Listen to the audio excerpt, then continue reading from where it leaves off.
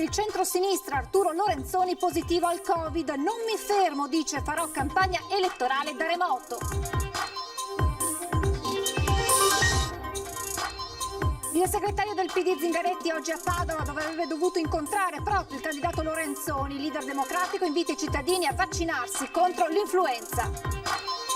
Stasera sarà la mostra del cinema. Il leader della Lega Matteo Salvini stamane nel Vicentino. L'ex ministro ha parlato di maltempo, delle prossime regionali e di autonomia, priorità detto del prossimo governo. Toccano quota 225 i casi di positività al virus tra i lavoratori della Trevalli di Vazzole. Torna l'ipotesi chiusura. Da oggi l'ex caserma Serena di Casier è Covid-free. In 24 ore almeno 4 le abitazioni prese di mira dai ladri a Paese nel Trevigiano. In un caso i malviventi fuggono con l'anello di fidanzamento. In un'altra casa sparito il salvadanaio della figlia dei proprietari. Una discarica abusiva di 7.000 metri quadri è stata scoperta dalle fiamme gialle di Rovigo tra i rifiuti, auto, trattori pneumatici, materassi e mobili. Parlano Trevigiano, i film d'animazione del gruppo Alcuni che stanno conquistando il mondo. Dagli Stati Uniti all'Ucraina, passando per la Grecia, il successo dei cuccioli.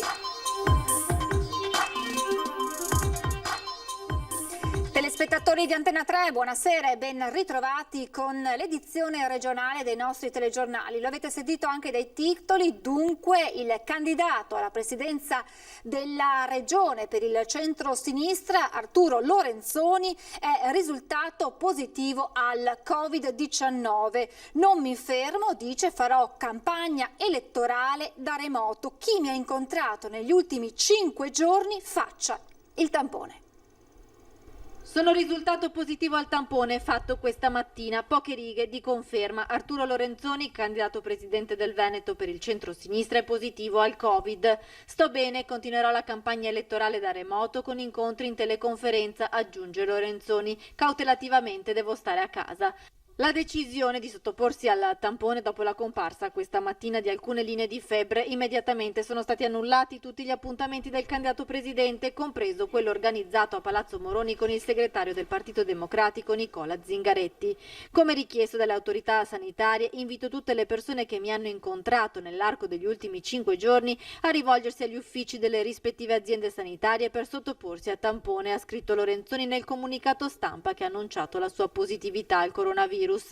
In queste ore frenetiche anche tra lo staff di Lorenzoni e i candidati delle varie liste si sta cercando di risalire e tracciare tutti i molteplici contatti avuti da Lorenzoni in questi ultimi giorni. Alcuni collaboratori sono già stati sottoposti a tampone, così come la moglie del professore risultata negativa. In tutto dovrebbero essere circa un centinaio i soggetti venuti a contatto con il candidato presidente.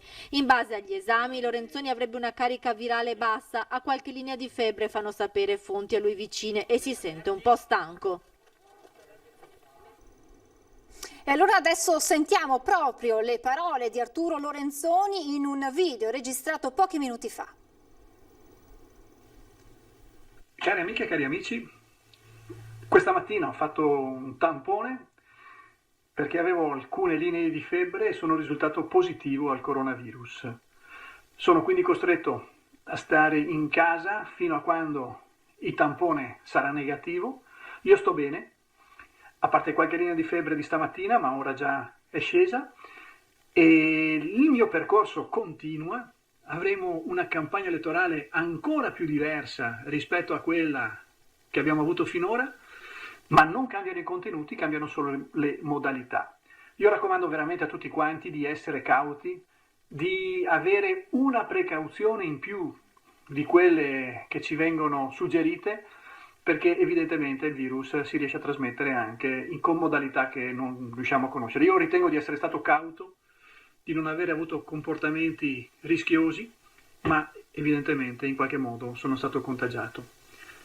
Quindi la raccomandazione è veramente quella di avere cautela, di usare sempre la mascherina, di non vivere situazioni di rischio, e la campagna elettorale continua, ancora più motivata di prima, se vogliamo, e grazie a tutti quelli che mi stanno sostenendo sono convinto che si farà bene.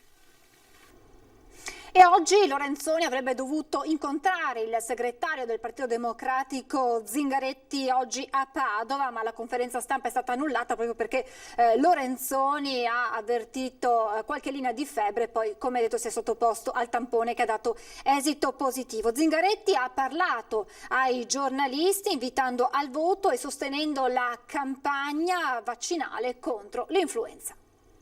Ma poi chissà per le strade combatte, costruisce alleanze dell'alternativa alle destre è il Partito Democratico, che ci mette sempre la faccia, e ci mette la faccia con le mascherine, perché chi si toglie le mascherine tra i politici per fare il furbo non dà un bel esempio ai cittadini. Il PD combatte per vincere nei territori, le parole di Zingaretti, che da Padova non risparmia frecciatine a Matteo Salvini, presente invece a Vicenza. Il segretario PD doveva incontrare il candidato alle regionali Arturo Lorenzoni, che però è stato fermato dalla febbre. La Lega non può negare che il centro-sinistra ha salvato l'Italia, ha ribadito Zingaretti.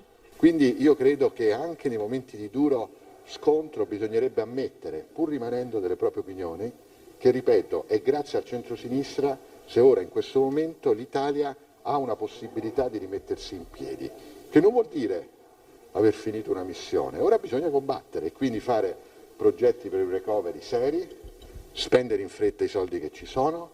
Io credo, come sapete, con il MES ricostruire e investire sulla sanità pubblica italiana, ma ripeto, questo si può fare perché la destra nazionalista ha perso. Il virus non è stato sconfitto, ma non è possibile pensare ad un nuovo lockdown, spiega Zingaretti, che dice no al messaggio sbagliato di tornare a vivere fregandosene delle regole. Il Covid non si nega, si combatte. Quindi io dico si può vivere in sicurezza se si seguono almeno 3 regole: mascherina, distanza di sicurezza, igiene delle mani e degli ambienti. Anche a scuola nelle forme che deciderà il comitato scientifico. Indispensabile poi la campagna vaccinale contro l'influenza. Ed è giusto far partire una grandissima campagna per il vaccino stagionale, che ha 2 meriti. Ripeto, evitare ricoveri inappropriati di fronte al rischio di una ripresa della curva epidemiologica sul Covid, che è molto più grave dell'influenza stagionale, e poi io sono un testimone oculare di quanto è utile il vaccino antinfluenzale. Io lo faccio da 7 anni, voi sapete che ho avuto il coronavirus e io me ne sono accorto subito perché appena ho avuto la febbre, quello è stato un campanello d'allarme di un malessere che non poteva essere figlio dell'influenza stagionale.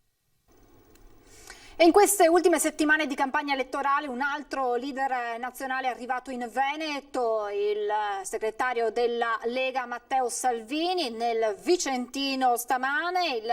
Ha parlato di varie temi, di varie tematiche, dal maltempo che ha colpito la nostra regione nelle scorse settimane alle prossime regionali in Veneto. Sarà un risultato storico. Premio al buon governo della Lega, di Zaia, una forte richiesta di autonomia. La prende così Matteo Salvini, la prende bene. Se i bookmakers della politica dicono che il 20 settembre in Veneto la lista Zaia raccoglierà 3 volte i voti della Lega, il segretario federale tira le somme senza fare troppe distinzioni e aspetta di vedere per credere. E a me i sondaggi interessano poco, voglio vedere il voto dei veneti. Comunque tutti sanno che fra Lega e lista Zaia si arriva al 60%. E ci sono militanti della Lega candidati sia in Lega che in lista Zaia. Detto ciò, in questa giornata vicentina Matteo Salvini vira su altri temi, ma noi di Rete Veneta torniamo sull'autonomia, visto che stiamo tenendo il conto dei giorni in attesa del governo e la riforma più amata dai veneti sembra finita nel dimenticatoio. Così la domanda sorge spontanea. Al suo fianco c'è Erika Stefani. Ecco, e l'autonomia, ma che fine ha fatto? Perché non se n'è più parlato, Bella domanda, noi stiamo pressando, abbiamo fatto in un anno non so quanti tavoli di lavoro con ministri, sottoministri, viceministri, ma è chiaro ed evidente che i 5 Stelle l'autonomia non la volevano, il PD l'ha seppellita, nel senso che non c'è più traccia del discorso sull'autonomia, e per evitare questi problemi col prossimo governo noi abbiamo chiesto agli alleati del centrodestra la firma per iscritto a livello nazionale, l'impegno sull'autonomia. Tanto Conte, Di Maio, Renzi potranno stare attaccati alla poltrona ancora un po', ma non potranno scappare all'infinito, quindi prima o poi la Lega al governo ci torna, più prima che poi spero, e l'autonomia sarà nero su bianco la priorità del prossimo governo. Sono appena arrivati i dati aggiornati a questa sera per quanto riguarda i positivi in Veneto. Andiamo a vederle insieme, ingrandisco un attimo la tabella per renderla più visibile anche a voi da casa. Dunque questa sera sono 79 positivi in Veneto rispetto al report di stamane che, lo ricordiamo, era di 232 positivi nella nostra regione. Per quanto riguarda invece scendiamo un attimo con il cursore per andare a vedere le terapie intensive che vedono un paziente in meno, uno in più invece in area non critica e rispetto a stamani invece, lo vedete, dobbiamo registrare purtroppo 2 nuovi decessi nella nostra regione. E dopo un giorno di calma apparente la Marca torna maglia nera per il contagio da coronavirus. Pesano sicuramente i vacanzieri di rientro e le analisi di un laboratorio privato contabilizzate solo nelle ultime 24 ore ma relative alla seconda metà di agosto. Il fronte caldo però è quello della Tre Valli di Vazzola, con le parti che torneranno a riunirsi in prefettura. Intanto invece è covid free l'ex caserma Serena di Casiar. A fronte di 639 tamponi che abbiamo fatto, abbiamo trovato 225 positivi. Ricordo a me stesso e a tutti asintomatici. A fornire la contabilità del contagio alla Tre Valli di Vazzola è il direttore generale Benazzi. Al termine dell'ultimo giro di tamponi, calcolatrice alla mano, quindi più di un lavoratore su 3 è positivo, a dimostrazione che il fronte è quanto mai aperto, tanto che le parti sociali torneranno a riunirsi in prefettura con l'US 2 nei prossimi giorni. Sul tavolo torna l'ipotesi chiusura, scongiurata proprio nel corso dell'ultimo vertice, dove però si era optato per un dimezzamento della produzione. Proprio per questo per l'US non ci sarebbero gli estremi di un lockdown. Se riduco del 50% la produzione, con quelli che mi restano sicuramente riesco a organizzare ancora il lavoro.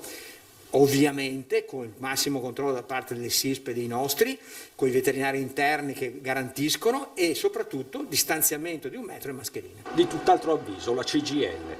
Noi pensiamo che bisogna fermare un attimo, rimettere le cose in fila e una volta che si hanno le idee chiare capire da che parte iniziare a riprendere per avviarsi verso la normalità. Sindacato che torna su una criticità già denunciata. Noi avevamo chiesto di fermare un attimo, di fare una foto a tutti i lavoratori, nel senso di tamponare tutti i lavoratori nello stesso momento, di attendere il risultato dei tamponi e di dire chi può lavorare e chi non può lavorare, perché questo non è stato fatto, è stato fatto in momenti diversi, con lavoratori che hanno continuato a lavorare attendendo l'esito del tampone. Per l'US 2 l'evoluzione del contagio a Vazzola potrebbe seguire quello della caserma Serena, dove c'è da registrare invece una buona notizia. In 3 settimane, massimo 4, diciamo per farla proprio grande, levati i facinorosi che hanno creato solo complicazioni, siamo riusciti a portare a 0 i positivi all'interno della caserma Serena. Oggi tutte le persone all'interno della caserma Serena sono negative. E ripartenza delle lezioni per gli istituti superiori del Bellunese garantita, ma non per tutti. Ci sono criticità, non ce lo nascondiamo, dice la consigliera provinciale Serenella Bogana a proposito della sistemazione delle aule, cui si sta cercando di ovviare con l'installazione di moduli prefabbricati. I moduli no, non ci sono perché sono strutture un po' particolari, dobbiamo andare in cerca proprio di ditte specializzate che li facciano. Sarà un avvio di anno scolastico particolare quello dell'era Covid, non tutti gli istituti hanno la disponibilità di spazi tali da garantire il distanziamento degli studenti e allora la provincia di Belluno da mesi sta lavorando per andare incontro ad ogni necessità. Per alcune scuole è bastato accelerare interventi di edilizia leggera, per altri come il liceo scientifico Galilei di Belluno la situazione è un po' più complicata. Ricordo, sono un modulo con 6 aule più servizi e bidelleria per il liceo Galilei e un modulo con 5 aule, sempre servizi e bidelleria per gli istituti Calvi Renier. L'appalto è stato formalizzato questa mattina, ma ci vorranno un paio di mesi pieni affinché i moduli diventino in tutto e per tutto le aule scolastiche, a partire dalla realizzazione dei sottoservizi. La situazione più critica, non lo nascondo, è quella del liceo scientifico Galilei, che è in forte sofferenza proprio perché la struttura stessa della scuola non è nata come scuola, ma è nata come orfanatrofio, per cui ecco, immaginiamo. Importante l'impegno dell'amministrazione provinciale, anche dal punto di vista economico. A fronte dei 500.000 euro dei fondi PON, la provincia ha aggiunto altri 300.000 euro, ha fatto la richiesta di finanziamento per questi moduli e per queste tensostrutture e per anche altri affitti che però non sono ancora arrivati, tanto per dire questi moduli hanno un costo di oltre 1,4 milioni che la provincia anticipa. Un concorso americano che va a premiare il sindaco migliore di tutto il mondo per le azioni a favore dei cittadini messe in atto durante e nel post-emergenza Covid. E spunta a sorpresa anche il nome di Alessandro Bolis, primo cittadino di Carmignano. È ancora incredulo Alessandro Bolis, sindaco di Carmignano, che si è visto inserire a sorpresa nell'elenco del Contest World Mayor 2020-2021, un prestigioso premio americano che segnala i migliori primi cittadini di tutto il mondo. Bolis è stato nominato insieme a 55 sindaci di 27 paesi sparsi nel globo, tra cui solo 7 in Italia, con Roma, Milano, Bergamo, e anche Antonella Argenti, sindaco di Villa del Conte, a gareggiare assieme quasi senza saperlo.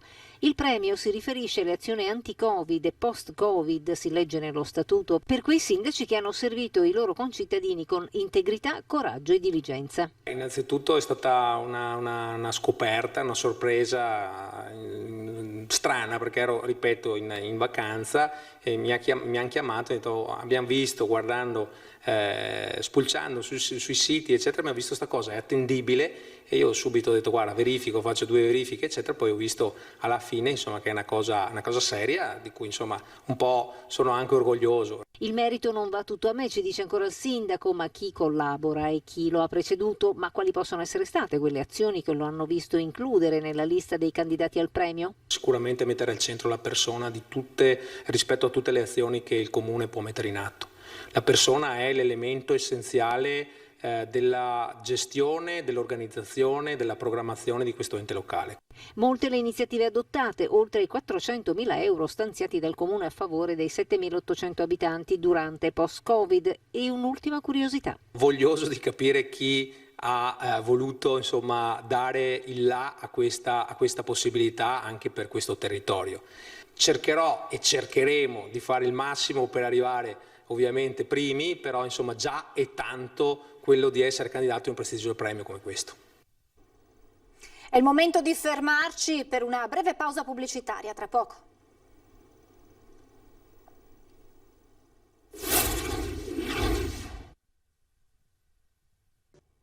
Rieccoci in diretta, è la cronaca ad aprire questa seconda parte del nostro telegiornale. Partiamo con l'operazione della Guardia di Finanza di Rovigo, che ha scoperto una vasta discarica abusiva di circa 7.000 metri quadri tra i rifiuti, auto, trattori, pneumatici, ma anche elettrodomestici, mobili e materassi. L'appezzamento di terreno si trova a ridosso dell'Adige, ricadente nel comune di Badia Polesine. Sono adesso in corso accertamenti da parte delle Fiamme Gialle per individuare i responsabili e la proprietà dell'area. Andiamo adesso nel Trevigiano, a Paese, con un raid di furti nelle ultime 24 ore, dove sono state visitate alcune abitazioni. In un caso è sparito l'anello di fidanzamento, in un altro il salvadanaio di una bimba. L'appello del sindaco Uberti: collaborate. Abbiamo trovato la camera completamente rivoltata come un calzino.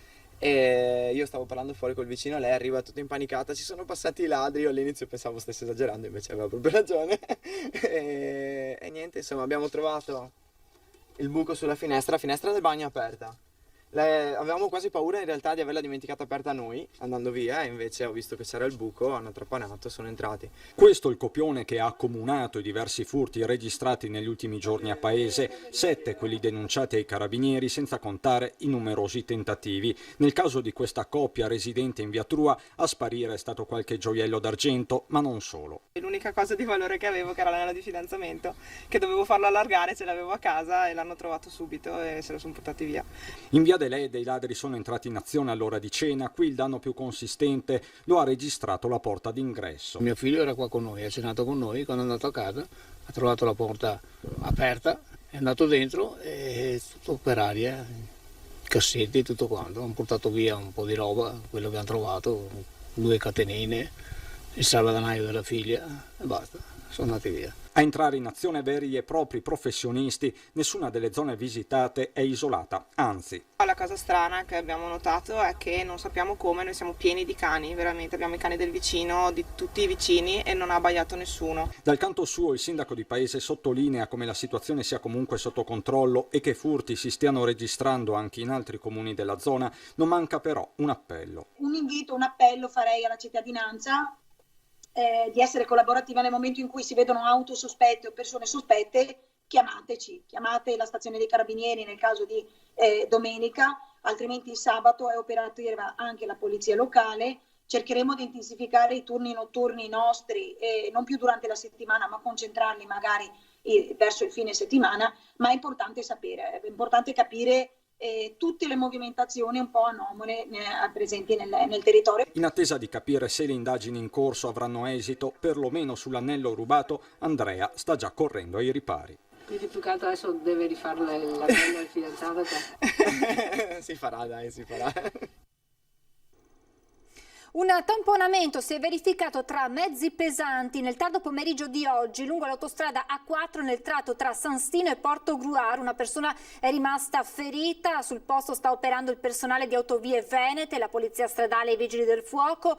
Autovie Venete ha disposto la chiusura dello svincolo di San Stino in entrata e del tratto San Stino-Portogruaro in direzione Trieste. Si registrano naturalmente code e rallentamenti.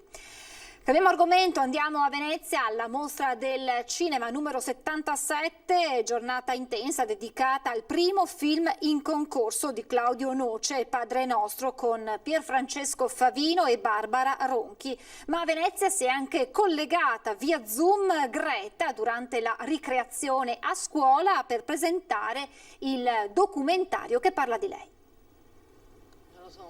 Padre Nostro è una storia personale del regista Claudio Noce, che a Venezia diventa però storia universale con un profondo significato educativo.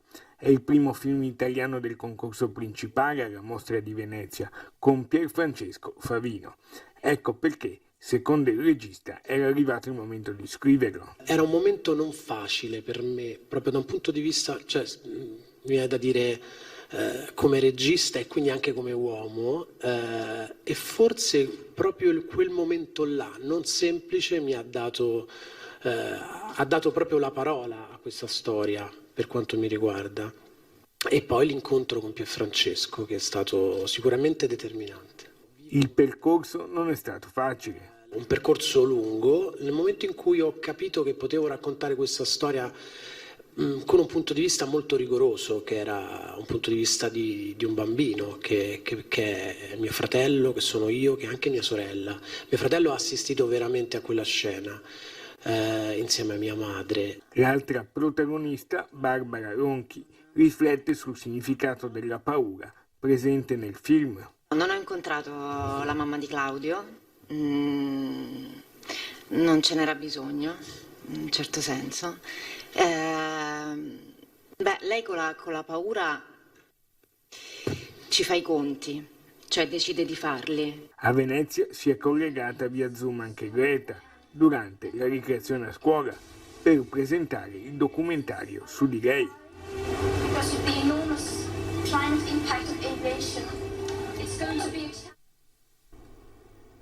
E mentre a Venezia si sta svolgendo la mostra del cinema, a Treviso il gruppo teatrale di animazione Alcuni conquista altri 4 mercati internazionali per i cartoni dedicati ai bambini con la loro fortunata serie intitolata I Cuccioli. Ciao a tutti, Mini Cuccioli sono un successo grandissimo, ma adesso quello che volevo dirvi anche a te è che anche il loro... Pensi che non lo sappia? No, anzi, pensavo che tu non lo sapessi, a questo punto te lo dico. I Cuccioli, che sono un po' i loro genitori, sai come si usa? I Mini Cuccioli sono uno spin-off dei Cuccioli, stanno avendo un successo straordinario in tutto il mondo. Spin-off, che cosa vuol dire, scusa? Te l'ho detto prima. Allora, tu fai una storia, no?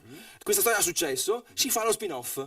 Che può essere prima della storia o anche dopo la storia. I cuccioli sono quelli che sono nati prima e i mini cuccioli che sono un po' più piccolini sono nati dopo. Capite perché porto sempre con me in queste interviste anche Sergio. Raccontano così il loro successo in tutto il mondo, Francesco e Sergio Manfio, ovvero i trevigiani Alcuni, che ora distribuiscono i loro film di animazione anche negli Stati Uniti, in Corea, in Grecia e in Ucraina. Stati che vanno ad aggiungersi agli altri già conquistati, il primo dei quali è l'Italia, con produzioni per i maggiori network nazionali. 156 episodi in onda d'autunno nei nuovi mercati per dei cartoni animati seguitissimi dai bambini grazie ad una formula per certi versi semplicissima. Sono veramente importanti per i bambini perché i bambini possono, vedendo questi personaggi, immedesimarsi nei caratteri di questi personaggi. Per esempio, Olli, la gattina, è quella intelligente, Portatile è quello che legge molto, Cilindro è lo sportivo, però un po' così, come dire... Diva. Diva invece è una ragazzina, si medesimano le ragazzine che cambiano sempre vestito, che sono attenti alle mode. Pio vuole fare l'attore da grande, quindi il sogno di Pio. Senza nome, ma è un bambino, un cucciolo, un pulcino molto piccolo, che non parla. Ma il successo di marca riguarda anche il cinema, con una produzione dedicata ad un Leonardo da Vinci bambino che ha subito riscosso un successo internazionale. 82 paesi nel mondo, stavo citando, Stati Uniti, Russia, Corea, Spagna. Giappone ci siamo? No, perché il Giappone? Ti ho detto no, il Giappone non siamo.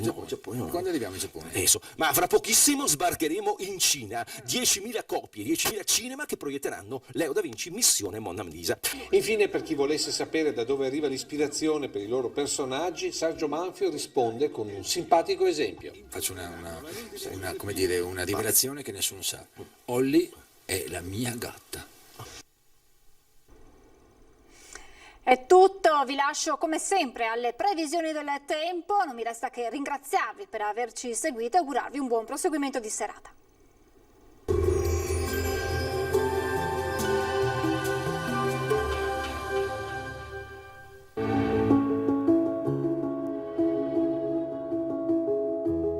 Ad accogliervi sarà Conegliano.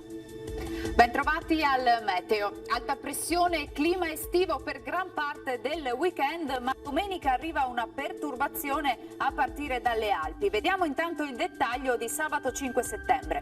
Sul Veneto generali condizioni di bel tempo, sarà ampiamente soleggiato su tutte le province della nostra regione, cielo sereno e limpido solo con qualche innocua velatura. Temperature gradevoli, minime fino a 19 gradi, valori massimi compresi invece tra i 27 e i 30 gradi all'incirca. Ci spostiamo ora sul Friuli Venezia Giulia, dove avremo tutto sommato la stessa situazione con sole prevalente, tempo asciutto e stabile con cielo sgombro da nubi. Temperature minime tra 15 e 20 gradi, massime sui 26-29 all'incirca. Uno sguardo infine alla situazione del Trentino Alto Adige, sempre tanto sole ovunque, qualche addensamento sui settori di confine con occasionali acquazzoni. Temperature minime sui 16-17 gradi, massime invece intorno ai 29-30 all'incirca. Dal meteo di Antena 3 per ora è tutto, grazie per l'attenzione e arrivederci al prossimo aggiornamento.